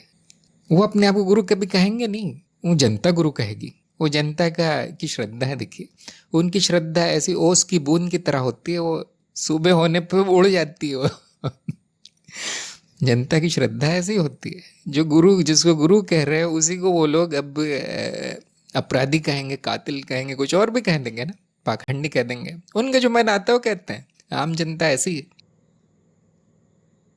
गुरु का दर्शन बाहर असंभव है, ये इस कहानी की शिक्षा है। बाहर जिसको भी ढूंढोगे वो सब बेकार ही मिलेगा। कुछ जो भी है वो अंदर है। अंदर कहाँ है वो मार्ग दिखाया गया है, वो अंदर भी नहीं है, आप स्वयं ही है। अपना दर्शन कर लीजिए। वो मैं ही गुरु हूँ। वो मैं जिसको मैं कहता हूँ वही गुरु है, वही आप है। कितनी सुंदर बात है।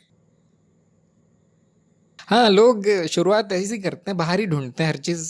तो कोई बात नहीं, आपकी शुरुआत हो गई है। जैसे ही आपको स्वयं के दर्शन होंगे, सबके दर्शन हो जाएंगे, सबके।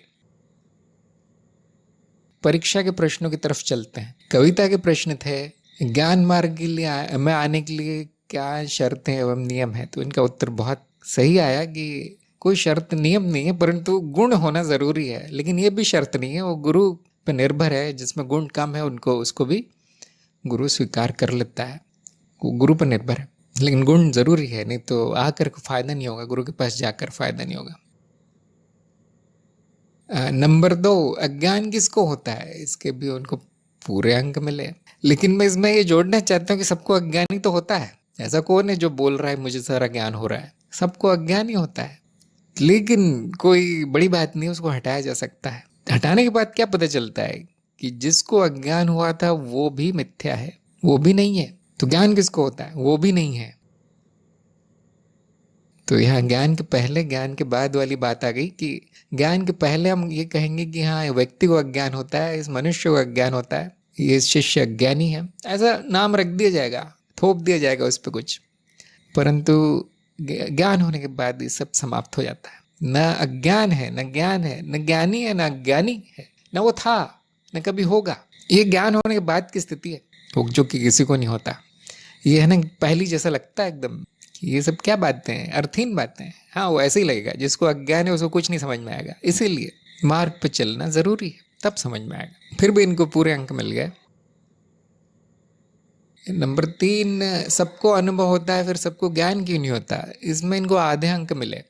जैसा कि मैंने कहा कि अनुभव होगा तो दोनों संभावना है, उनका तार्किक संयोजन भी होगा, अतार्किक भी होगा। तो ऐसा नहीं कि किसी को कोई ज्ञान नहीं होता, ऐसा नहीं है। ऐसा नहीं तो उनका जीवन असंभव था। फिर उनको उतना ज्ञान जरूर हो जाता है अनुभव से, जिससे कि जीवन चलाना संभव हो जाए। हाँ, उसके आगे उत्तरजीविता के आगे कुछ नहीं हो पाता। कुछ लोग जिनकी उत्तरजीविता अच्छी है, थोड़ी सी रुचि लेते हैं, तो उनको वैज्ञानिक ज्ञान हो जाते हैं, तंत्र ज्ञान हो जाता है, भौतिक शास्त्र, रसायन शास्त्र, ये आदि आदि, जीव विज्ञान, खगोल शास्त्र, सारे शास्त्र कर सकते हैं। लेकिन जो साधक है, जो आध्यात्मिक ज्ञान के पीछे है, उसको कितना भी अनुभव हो जाए उसको ज्ञान नहीं होता, क्योंकि उसकी जो विधि है वो सीखना जरूरी है। ज्ञान की विधि सीखना जरूरी है। ज्ञान की विधि क्या है? ज्ञान मार्ग। ज्ञान का मार्ग क्या है? ज्ञान मार्ग। तब होता है ज्ञान। नंबर 4, सत्य के मानदंड रोज के जीवन में उपयोगी नहीं है, सही है गलत? इनका उत्तर बिल्कुल सही आया। ये सत्य के मानदंड रोज के जीवन में भी उपयोगी, वही मानदंड है, एक ही मानदंड है, सार्वभौमिक है, सर्वमान्य है, और कोई मानदंड है ही नहीं सत्य का। बाकी लोग जिसको सत्य कहते हैं वो बिना किसी मानदंड के कहते हैं। ये लग रहा है मुझे ये सत्य होगा, वो लग रहा है वो सत्य होगा, इस तरह से बस मनगढ़ंत है उनका सत्य। आम जनता का जो जिसमें थोड़ी सी बुद्धि है, वो अगर सत्य जानना चाहेगा, चाहे वो जगत से संबंधित हो, चाहे वो सांसारिक बात हो, तो एक ही मानदंड है फिर, जो आप जानते ही होंगे। अगला प्रश्न, कैसे जाने कि सब अज्ञेय है अज्ञात नहीं? ये उनका उत्तर गलत हो गया। प्रयास तो किया, लेकिन ये प्रश्न ये पूछ रहा है कि जिसको मैंने अज्ञेय मान लिया है, ऐसा तो नहीं कि आगे जाके मैं उसको जान जाऊंगा कुछ दिनों बाद। ये पूछ रहा है वो।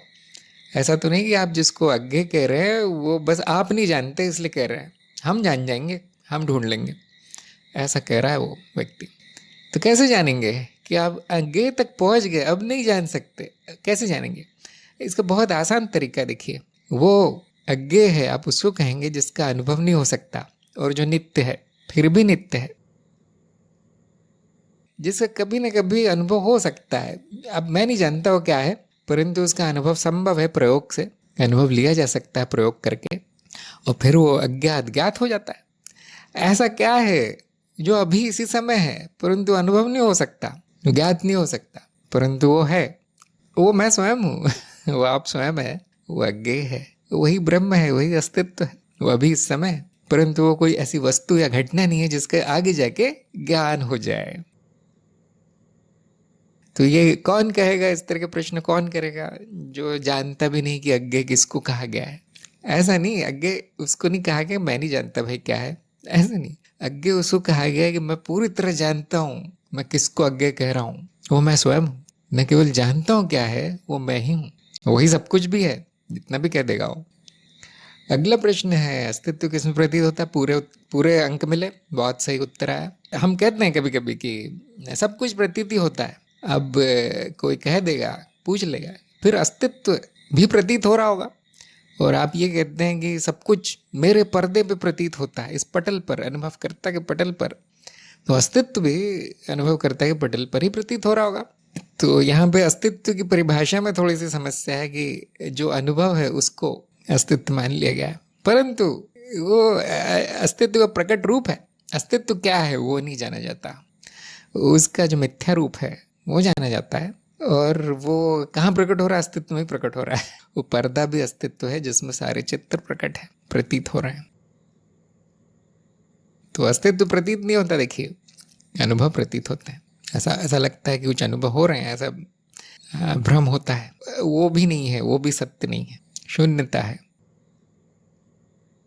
अगला प्रश्न है, अनुभव करता सत्य होते हुए अदृश्य कैसे हो सकता है? इसमें उनको आधे अंक मिले, प्रयास अच्छा किया। इंद्रियों से नहीं पकड़ा जाता अनुभव करता, वो वस्तु नहीं है, परिवर्तनशील नहीं है, तो वह दिखेगा नहीं कभी। यही कहा जाए कि मैं नहीं जानता क्या है, जो इंद्रियों से मिल रहा है, जो प्रकट है, जो दृश्य है, वो असत्य है, इतना ज़रूर जाना जाता है, इतना पक्का जाना जा सकता है। क्या अनुभव करता है? हाँ, क्योंकि इंद्रियों से नहीं जाना जा रहा, प्रकट नहीं है, फिर भी है, वो नित्य है, परिवर्तनशीलता नहीं दिखती उसमें, तो वो सत्य है, वो आप स्वयं है, वही सब कुछ भी है, वही एकमात्र सत्य है। तो ये प्रश्न इस मान्यता से आया कि अगर कुछ सत्य होगा तो सामने दिख जाएगा। ये देखो, ये जैसे सूरज उगा है, अगर दिन है, सूरज उगा है, वो दिख जाएगा, हाँ ये सत्य है। ऐसा थोड़ी ना कोई कहेगा कि देखिए दिन है, सूरज दिखेगा नहीं तुम्हें कभी। ऐसा ऐसा कोई बोलेगा नहीं, उसको लोग पागल कहेंगे। ऐसा ही होता है। वैसे कोई दार्शनिक कहे कि देखिए मैं सत्य हूँ, अनुभव करता है, सत्य दिखेगा नहीं कभी, तो किसी भी बुद्धिमान व्यक्ति के मन में प्रश्न आ जाएगा, ये ऐसा कैसे सत्य है, वो अदृश्य कैसे हो सकता है, जो सामने है, जो सत्य है वो तो सामने होगा। फिर वो गुरु कहेंगे नहीं, कभी आता नहीं, कभी जाता नहीं, कभी बदलता नहीं, तो ये दिखाओ तो मुझे, ऐसा क्या है। दिखाया नहीं जा सकता, वो देखने वाला ही वो है, दृष्टा ही ऐसा है जिसके कि गुण गिनाए जा रहे हैं। अब 180 घूमना है पूरी तरह से, जो बुद्धि वस्तुओं में घूम रही थी उसको ही अपनी तरफ घुमा लेना है, तो आप हो जाएंगे, वो देखने का प्रयास समाप्त हो जाएगा और आप वो हो जाएंगे। अब आप ये जानेंगे, हाँ हमेशा वही तो है, हमेशा वही तो है, भले ही हम उसको प्रकट ना कहें, लेकिन जो प्रकट है उससे भी पहले जो है वो अनुभव करता है, तभी कुछ प्रकट हो पाता है।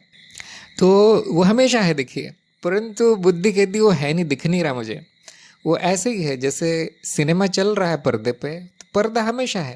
वो जिसको पर्दे का ज्ञान नहीं है कि वो क्या है पर्दा, एक सर्वव्यापी पटल है, वो ज्ञान नहीं मान लीजिए वो व्यक्ति को, उसको बस चित्र दिखेंगे, चित्र दृश्य है। तो उसको जब बताया जाए देखिए एक चीज़ है जिसपे वो प्रकट है चित्र सारे, वो बोलेगा दिखाओ मुझे, ऐसा कुछ नहीं होता। वो बोलेगा वो चित्र के रूप में दिखना चाहिए, तभी तो हम जानेंगे कि वो सत्य है। जैसे सारे चित्र आ रहे हैं जा रहे हैं, वो सत्य है, नहीं तो आते क्यों। मैं जानता हूँ वो आया था चित्र, वो दिखा था यहाँ पे आदमी पर्दे पे, हो रहा है वो पर्दे की ओर उसका ध्यान नहीं जा रहा है बस, जबकि पर्दा नित्य है, हमेशा है, परंतु वो चित्र के पीछे छुपा है, दिखेगा कुछ नहीं, क्यों, निर्गुण है, वो सफ़ेद है। अगर सारा जगत, सारा दृश्य पर्दा हो जाए तो दिखेगा नहीं, ना वो सफ़ेद दिखेगा, ना काला दिखेगा, ना कुछ भी नहीं दिखेगा, चित्र ही दिखेंगे। इसलिए चित्रों में मुझे मत ढूंढो, मैं पर्दा हूँ। वो पर्दे को भी मत ढूंढो, हो जाओ, जो हो वो हो जाओ, वो एक ही पर्दा है, संपूर्ण अस्तित्व वही है। कैसे जानूं? यही ज्ञान मार्ग है। देखिए गुरु के निर्देश मानिए, जैसे कि सत्यकाश ने कहा था, जानता नहीं हूँ मैं, हाँ तो जानने का प्रयास जरूरी है, खोजना जरूरी है, पर्दे को खोजना जरूरी है। नंबर 8 के आत्मज्ञान मात्र बौद्धिक समझ है, तो इनको पूरे अंक मिले। मेरा होना बौद्धिक समझ नहीं हो सकता, बुद्धि समझ रही है, चल रही है, कुछ निष्कर्ष निकाल रही है, ये क्रिया भी मेरे पटल पे हो रही है। तो जो बुद्धि के पहले है वो मैं हूँ, ये आत्मज्ञान है।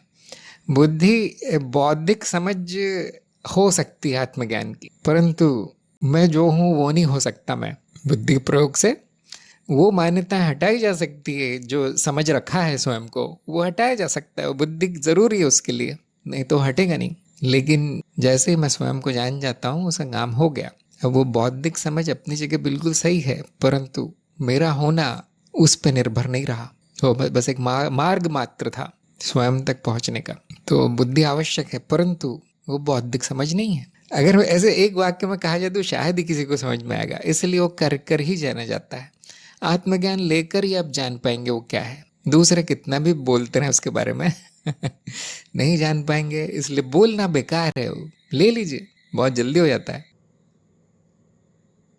नंबर 9, कौन साक्षी भाव में नहीं आ सकता? ये उत्तर गलत हो गया इनका। इसके 2 उत्तर आ सकते हैं। पहला, जिसको ज्ञान है वो आ सकता है साक्षी भाव में, जिसको ज्ञान नहीं है आत्मज्ञान, तो किस भाव में आएगा? जो साक्षी, मैं साक्षी हूँ ये नहीं जानता, वो साक्षी भाव में नहीं आएगा। जो जानता है मैं क्या हूँ वही आ सकता है साक्षी भाव में, और कोई नहीं, और कोई साधना कर नहीं सकता। देखिए इसलिए आपकी परीक्षा आदि ये सब होता है, इतना सत्संग आदि होता है, तब वो साधना देने का कोई फ़ायदा है, तब उसका कुछ अर्थ है साक्षी साधना करने का। मैं जानते ही नहीं कि साक्षी क्या है, बहुत सारी शंकाएं हैं, बस मैंने इधर उधर पढ़ा है, इनसे सुना है, कार्यक्रम भी कर लिया, पता नहीं चला है मुझे तो यही लगता है कि मैं मनोशरीर हूँ। अब वो साधना करके वो फायदा नहीं है, तो बेकार की साधना है। और इसका दूसरा उत्तर भी आ सकता है कि ऐसा कोई नहीं है जो साक्षी भाव में आ जाए। ज्ञान यही होता है कि यहाँ कोई नहीं है। जिसे आप व्यक्ति कहते हैं वो धारणा है, जिसे आप मनोशरीर कहते हैं वो मिथ्या है, जिसे आप चित्त कहते हो माया है। व्यक्तिक बात नहीं है ये, लेकिन साक्षी भाव आता है। जैसे बाकी घटनाएं होती है, ये भी होती है कि स्मरण आता है ज्ञान का, जाता भी है। तो ये दूसरा उत्तर बहुत कठिन होगा, और ये दूसरा उत्तर उनके लिए जो कि काफ़ी गहरे पहुंच गए ज्ञान में, वो यही कहेंगे कोई नहीं आ सकता। देखिए साक्षी भाव में सोचो भी मत, साक्षी भाव आ सकता है, हाँ ये ज़रूर संभव है। लेकिन आप लोग जानते हैं पहली जैसा लगेगा, जो शुरू करेगा साक्षी भाव की साधना उसके लिए बहुत कठिन है समझना ये क्या बोल रहे हैं। कभी बोलते तुम साधना करो साक्षी भाव में, कभी बोलते कोई नहीं आ सकता। तो शुरुआत ऐसी होती देखिए अज्ञान की भाषा से कि भाई आप साक्षी भाव की साधना कर लो, आप आ जाओ साक्षी भाव में, जिसको ज्ञान हुआ है वो आ जाएगा साक्षी भाव में, ऐसा बोल दिया जाता है। थोड़ा सा आप अंदर जाएंगे देखेंगे सब व्यवहारिक बातें हैं, व्यवहार में भाषा उपयोग की गई है, और क्या कह सकते हैं। ऐसे ही सत्संग में कौन आ सकता है, हम क्या कहते हैं जिनके चरण 2 पूरा हो गया वो सत्संग में आ सकता है। लेकिन ऐसा कोई नहीं है जो जिसने चरण 2 पूरा किया है, ऐसा कोई नहीं जो सत्संग में आ सके, वहाँ कोई नहीं है, फिर भी सत्संग होती है ना। अब ये लगेगा पहले जैसा, वो शिष्य बोले गुरु जी सीधे सीधे बता दीजिए मैं सत्संग में आऊँ या नहीं आऊँ। तो इसलिए व्यवहारिकता में विसत्य काम आता है, विसत्य कि तुम भी हो, मनुष्य भी है, चित्त भी है, उसमें ज्ञान भी है। अब शुरू करो साधना, साधना व्यवहारिक है, लेकिन साक्षी भाव ये जानना है कि ये व्यवहारिक है। साक्षी भाव में स्पष्ट होना चाहिए कि ये व्यवहारिक बात हो रही, नहीं तो वो साक्षी भाव नहीं कहलाएगा, फिर वो ज्ञान का स्मरण नहीं कहलाएगा, उसमें तो सत्य मान लिया है। हाँ, नंबर 10 मनन बहुत कठिन है, सही है गलत है, ये भी उत्तर गलत हो गया।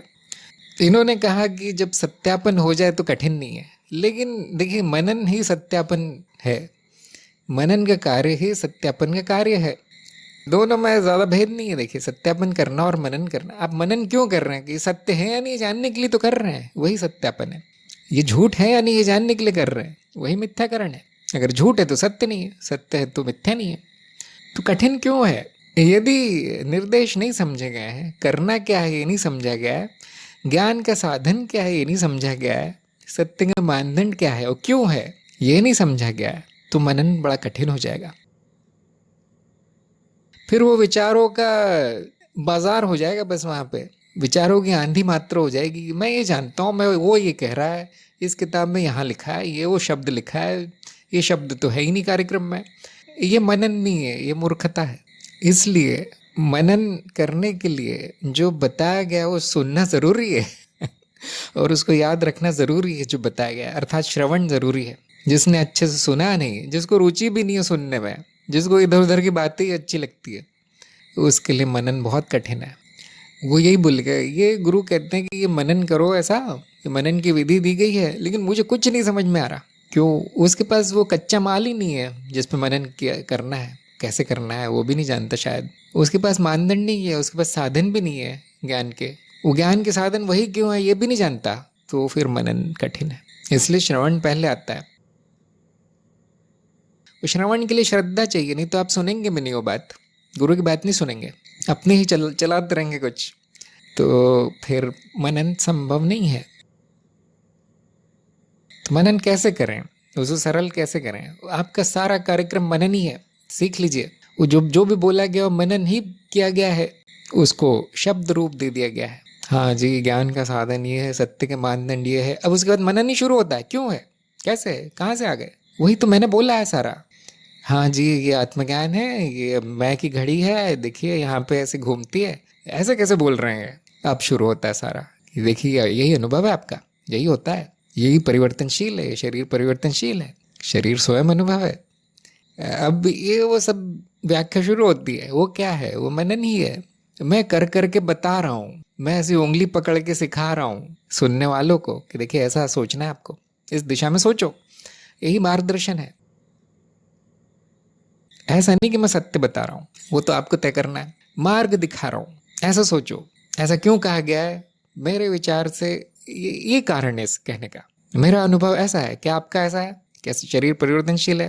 क्या अनुभव करता है कि शुरुआत देखी किसी ने? आदि आदि यही बताया गया है। देखिए सारा कार्यक्रम मनन है।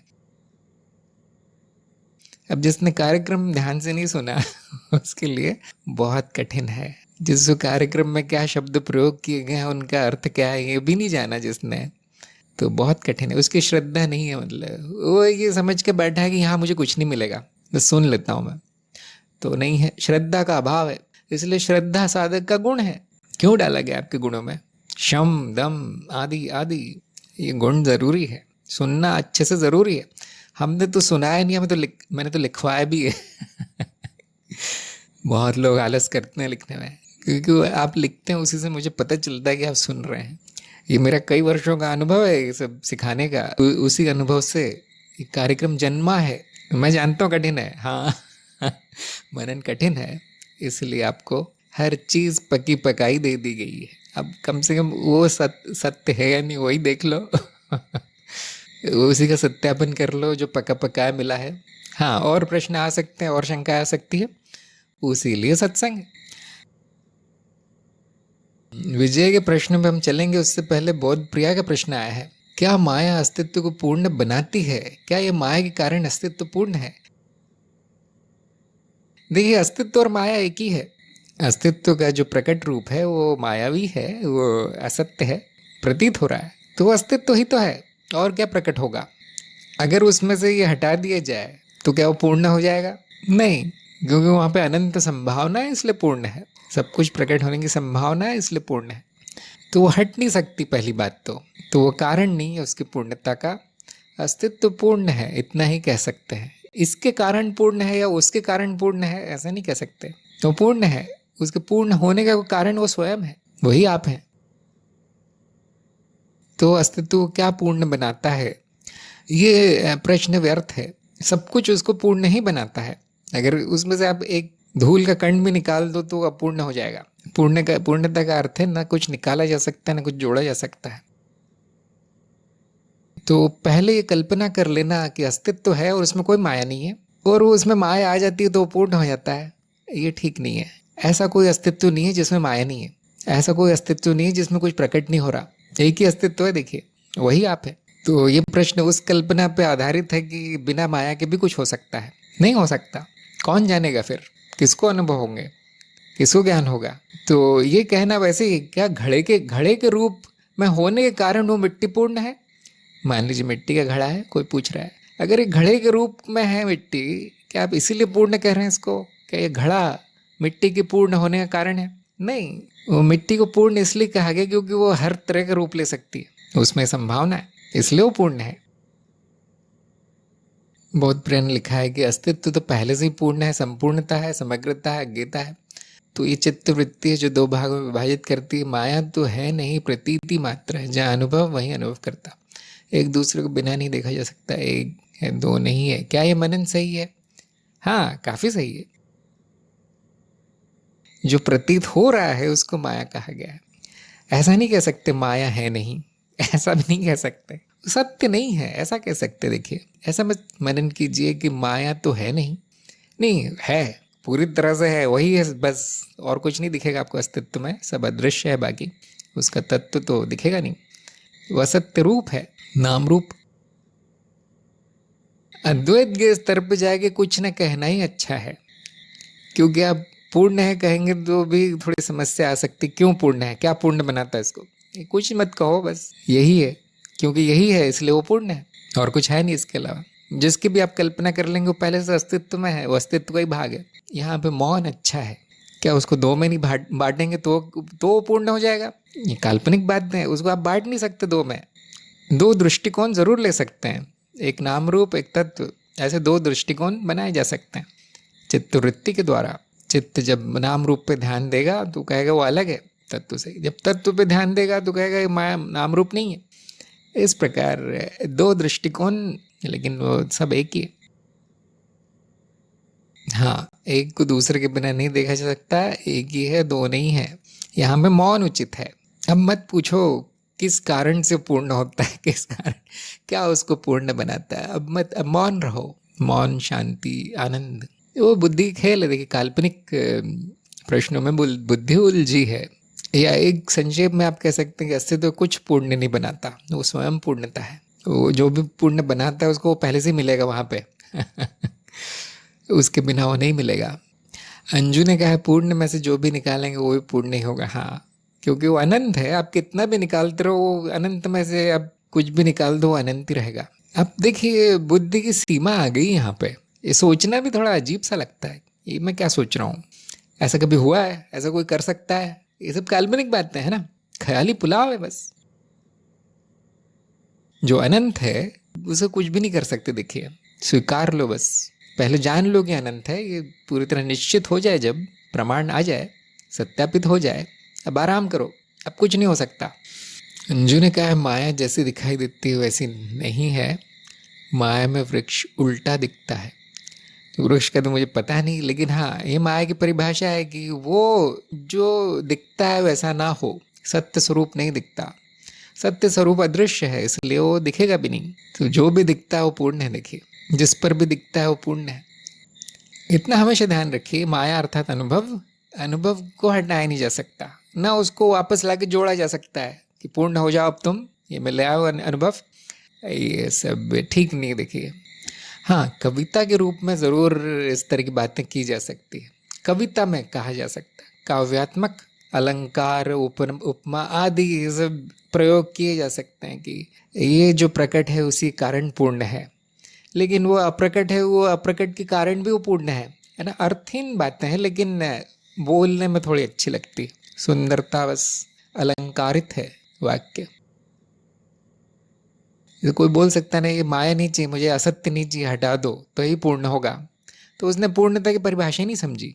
पूर्णता का अर्थ सब कुछ होना, अनंत होना, तो हटा दो तो अपूर्ण रह जाएगा तो उसने पूर्णता का कुछ और ही मनगढ़ंत अर्थ लगा लिया, इसलिए इस तरह के प्रश्न आ रहे हैं कि मुझे जो जो पसंद नहीं वो हटा दीजिए तब पूर्ण होगा, ये गंदगी हटा दीजिए सारी जो दिख रही है तब पूर्ण मानूंगा मैं। नहीं, बिना गंदगी के पूर्ण नहीं कहा जाएगा फिर उसे, क्योंकि सिर्फ अच्छा ही अच्छा है। और ये जो अच्छा है बुरा है, जो सत्य है असत्य है, ये चित्त निर्मित है। जैसा कि बोध प्रिया ने लिखा भी है कि हाँ चित्त वृत्ति है, चित्त निर्मित है, जो है वो है। अब उस पर बाकी सब आरोपित है कि अच्छा नहीं है, इसको हटाओ पूर्ण करने के लिए, वो अच्छा है वो डालो तो पूर्ण होगा। ऐसा कुछ नहीं है, मुझे माया नहीं चाहिए, मुझे सत्य चाहिए केवल, तब पूर्ण होगा, ऐसा कुछ नहीं है। देखिए वो माया मनुष्य की विचारधारा है, मनुष्य का दृष्टिकोण है, अस्तित्व बस है द्वैत के परे, ज्ञान अज्ञान के परे, इसीलिए उसका नाम पूर्ण है। अच्छा अब चलते हैं विजय के प्रश्नों की तरफ। पहला प्रश्न, क्या ज्ञान मार्ग एक विचारधारा है? इनको पूरे अंक मिले, उत्तर सही आया। विचारधारा का अर्थ होता है कि उस समय उस देश काल में जो लोग सोच रहे हैं, विचारधारा, सबका क्या विचार है इस बारे में, तो गरीबी के कारण ये है, गरीबी के कारण वो है, ये सब विचारधाराएं है ना।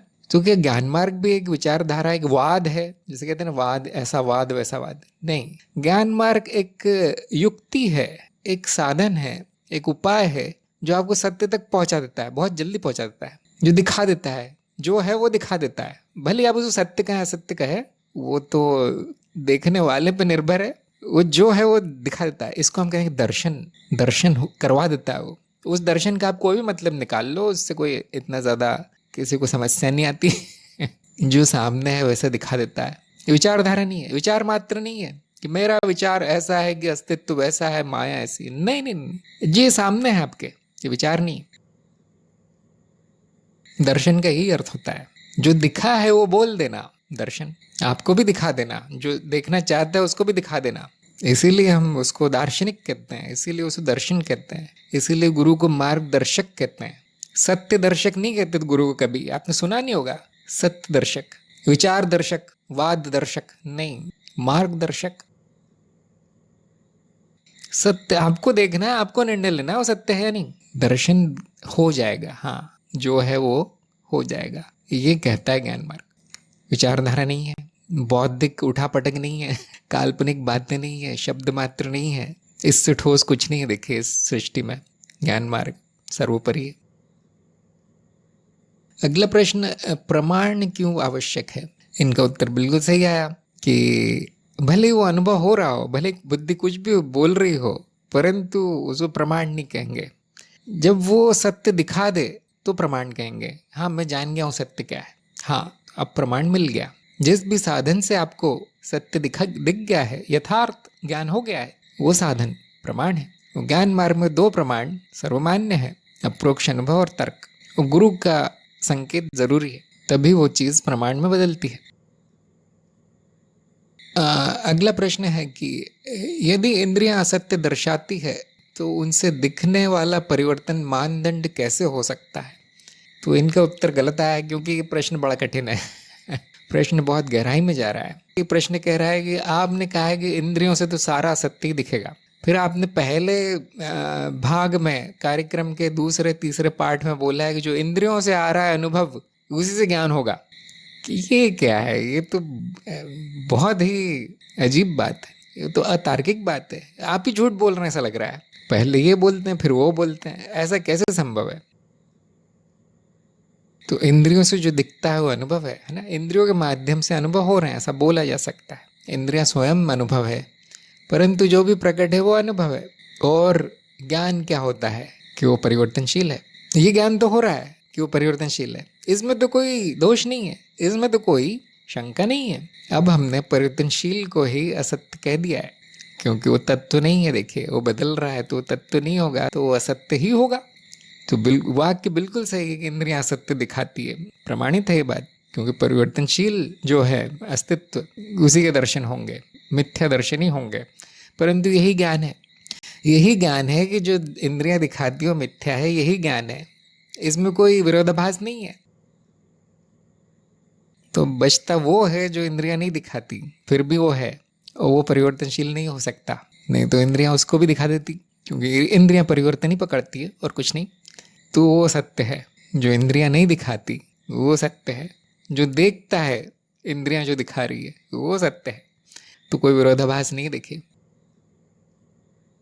विरोधाभास तब प्रतीत होगा जब एक वाक्य यहाँ सुन लिया, एक वाक्य वहाँ सुन लिया, और दोनों क्यों बोले गए हैं उस पर मनन नहीं किया, समझा नहीं उसमें उसको, तब वो दोनों गलत लगेंगे।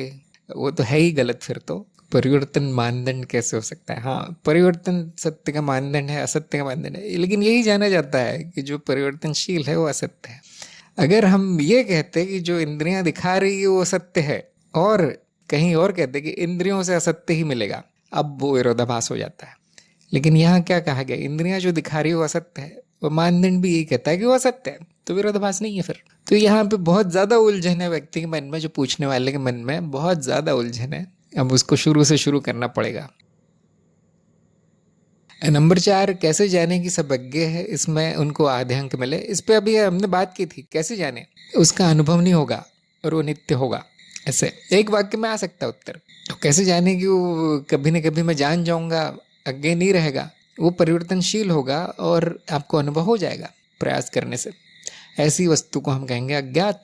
अभी अज्ञात है। जैसे मृत्यु के बाद क्या होता है, ये घटनाएं अज्ञात है। क्या अज्ञेय है? नहीं, मृत्यु हो जाएगी तो पता चल जाएगा। परंतु मैं क्या हूं ये आपको अभी ज्ञान हो जाएगा। ऐसा नहीं कि बाद में जाके पता चलेगा कि मैं हूं और मैं अज्ञेय हूं, ऐसा नहीं, अभी हो जाएगा वो। हम ये भी जान जाएंगे कि मैं क्या हूं, ये भी जान जाएंगे कि वो अज्ञेय क्यों है, क्योंकि उसका अनुभव नहीं होगा, वो परिवर्तित नहीं होगा। फिर भी वो है, उसका होना स्वयं सिद्ध है, फिर भी कुछ नहीं जाना जाता उसके बारे में, होना है बस। कुछ भी जाना जाएगा वो गलती होगा। इसलिए जो भी जाना गया उसको हटाते जाना है, मान्यता हटाते जाना है, शुद्धिकरण। फिर आप अज्ञेय तक पहुंच जाएंगे। मुझे आशा है सब लोग समझ गए होंगे बात। शब्दों में कहना थोड़ा कठिन है मेरे लिए, वो अज्ञेय तक पहुंचा देना ज्यादा आसान है। अगला प्रश्न, अस्तित्व और जगत में क्या भेद है? तो इनको आधे अंक मिले। शायद इन्होंने कहा था जगत भी अस्तित्व है, ऐसा कुछ कहा था, लेकिन जगत संपूर्ण अस्तित्व नहीं है। आप इतना कह सकते हैं कि जो जागृत अवस्था में अस्तित्व प्रकट है उसको हम जगत कह सकते हैं। वो बड़ा छोटा सा है, केवल जीव के लिए जो भाग प्रकट है जीव रूप में, बड़ा छोटा सा है, वो जगत है। देखिए, जगत में ज भी है और गत भी है। ज का अर्थ जन्म लेना, जो जन्म लेने के कारण अनुभव हो रहे हैं मनुष्य रूप में, उतना है जगत। जबकि अस्तित्व में सब कुछ है, अस्तित्व अनंत है, तो उस छोटा सा भाग जगत है। शरीर, मन, चित्त, दृश्य, अदृश्य, सब कुछ, उस ज्ञात अज्ञात सब कुछ आ जाता है उसमें। ये उसकी परिभाषा है, उसी का नाम ब्रह्म है। तो जो छोटा सा भाग प्रकट हो रहा है, जगत है, वो मिथ्या रूप है, बस आना जाना है, क्षणिक है, और अस्तित्व हमेशा है, वो नहीं आता जाता, क्योंकि वही है केवल, उसमें सब घटनाएं आती जाती है। एक घटना जगत भी है, छोटी सी घटना है ऊपर से झूठ है। नंबर 6, अनुभव करता और शरीर कैसे संबंधित है? पूरे अंक मिले। शरीर एक अनुभव है, तो जो अनुभव और अनुभव करता में संबंध है वही है। तो क्योंकि अनुभव में मैं हूँ, सारे शरीर में हूँ, सारे जीव में हूँ। यहाँ पे समस्या एक ही आ सकती है कि आप एक शरीर को मैं कह दें, वो समस्या है, बाकी सब ठीक है। और ये भी कहते कि शरीर ही तत्व है मेरा, मेरा होना और शरीर का होना एक ही चीज़ है। ये 2 बातें समस्या है, बाकी सब बिल्कुल ठीक है। स्वयं को शरीर कह सकते हैं, सारा विश्व ही आपका शरीर है, फिर विश्वरूप। नंबर 7, आत्मज्ञान के क्या प्रभाव होते हैं? इनको आधे अंक मिले। इसमें मैं ज़्यादा बताऊंगा नहीं, क्योंकि हमने बहुत बार इसकी चर्चा की है। जो चरण 4 में वो प्रभाव देख लेते हैं क्या होते हैं। तो विरक्ति, शांति, आनंद, ज्ञान का नाश, मूर्खता का नाश, मान्यताओं का नाश, तेज, विकास, प्रगति, ये सब प्रभाव होते हैं। वो कोई कहेगा मुझे तो कोई नहीं हुआ प्रभाव, कोई बात नहीं, जितना ज़रूरी उतना होगा। इसके लिए एक लेख लिखा हुआ है, सभी लोग पढ़ सकते हैं। ज्ञानाक्षर में लेख है वेबसाइट पर, ज्ञानमार्ग.गुरु में ज्ञानाक्षर की सुविधा में प्रगति के चिन्ह उसमें बताए गए हैं। मैं नाम ही भूल गया लेख का, क्या नाम है। वो सारे प्रभाव दिखने लगते हैं। अगर ना भी दिखें तो कोई बात, आपका ज्ञान हट गया, ये सबसे बड़ा प्रभाव है। और क्या देखना चाहते हो? हाँ, मुझे नींद में वैसा नहीं हो रहा है, मुझे सपने में वैसा नहीं हो रहा है, वो सब बेकार है, नहीं हो रहा तो नहीं हो रहा। ज्ञान के प्रभाव बहुत स्पष्ट होते हैं, नहीं तो ज्ञान नहीं हुआ फिर। नंबर 8, कठिन परिस्थितियों में साक्षीभाव चला जाए तो क्या करना चाहिए? इनका उत्तर पूरी तरह सही आया। अब मुझे उम्मीद नहीं थी कि सही उत्तर देगा कोई इसका, लेकिन इनका उत्तर सही आया। अर्थात इनको साक्षीभाव की समझ आ गई है विजय को। तो इन्होंने कहा कि वो तो चला जाए तो चला जाए बिल्कुल सही कहा। अगर कठिन परिस्थिति है, वो चला जाए तो चला जाए। आपको पहले कठिन परिस्थिति का इलाज कर लेना है, क्योंकि साक्षी तो कहीं नहीं जा रहा, बस उसका स्मरण चला गया है। अब क्या इतना क्या रोना उसके लिए? तो कठिन परिस्थिति में कठिन परिस्थिति को संभाल लीजिए पहले, फिर देखेंगे साक्षी भाव, और वो वापस आ जाता है। देखिए, ज्ञान का परिणाम है वो, कैसे भूलेंगे? शुरू में हो जाएगा, बाद में वो रहेगा। वो जितनी आप अधिक साधना करेंगे, कठिन परिस्थितियों में भी देखेंगे कि वो है। सभी अनुभव समान है, सही है गलत? इनका उत्तर बिल्कुल सही आया। सभी अनुभव समान है, ये बात सही है। उन्होंने बताया भी कि सभी एक ही तरह के हैं। उनका जो विभाजन है वो हमने सुविधा के लिए किया है, ज्ञान प्राप्त करने के लिए किया है, समझने के लिए किया है। तो विभाजन करना गलत नहीं है, परंतु ये मान लेना कि वो सच में विभाजित है, वहाँ समस्या है। नंबर 10, मनन के लिए क्या आवश्यक है? बुद्धि, अनुभव या गुरु? इनका उत्तर सही आया। तीनों आवश्यक है, तीनों आवश्यक है। अब क्यों? इस बात पे सब लोग मनन कीजिए। एक भी निकाल दिया जाए तो क्या क्या होगा? सत्यापन होगा, कुछ जान पाएंगे। अब देखिए, खुद इस पे सोच के देखिए, मनन करके देखिए। तो ये होगा प्रश्नोत्तर, और मुझे आशा है कि सबको लाभ मिला होगा इन प्रश्नोत्तरों का। कविता और विजय को एक और बार बधाई। कार्यक्रम अच्छा चल रहा है, चलते रहिए। और सभी का सत्संग में आने के लिए बहुत बहुत धन्यवाद। जो भी बचे हुए प्रश्न हैं आप अगली बार पूछ सकते हैं। आज की सत्संग हम यहाँ समाप्त करते हैं, काफ़ी समय हो गया। सभी का सत्संग में आने के लिए धन्यवाद, नमस्कार।